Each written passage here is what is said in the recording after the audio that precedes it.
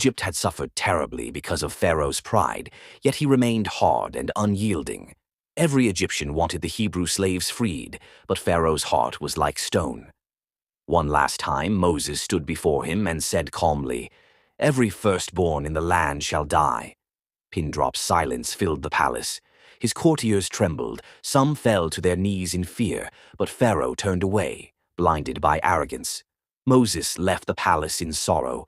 Pharaoh's rage turned to confusion. He cried before his sun god, begging for mercy.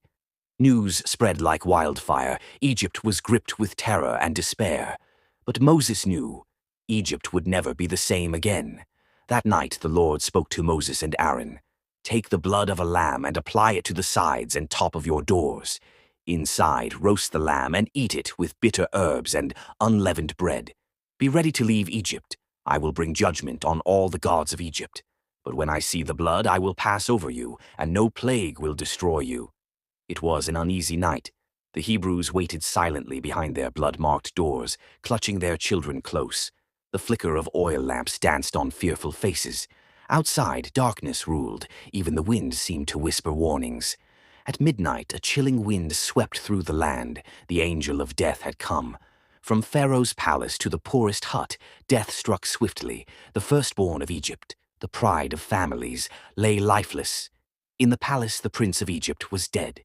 His mother's cry echoed through the halls. Servants wailed, priests tore their robes, and the mighty kingdom fell to its knees. Broken and trembling, Pharaoh called for Moses and Aaron. His voice cracked with grief. "Go, leave Egypt, you and your people. Take your flocks, take your herds, and bless me also." Before dawn, the Hebrews prepared to leave. They gathered unleavened bread, silver and gold from the Egyptians, and the bones of Joseph, as Moses had promised. Their hearts raced with hope.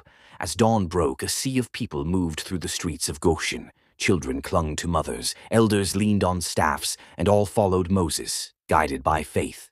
A pillar of cloud appeared before them, a sign that God was leading.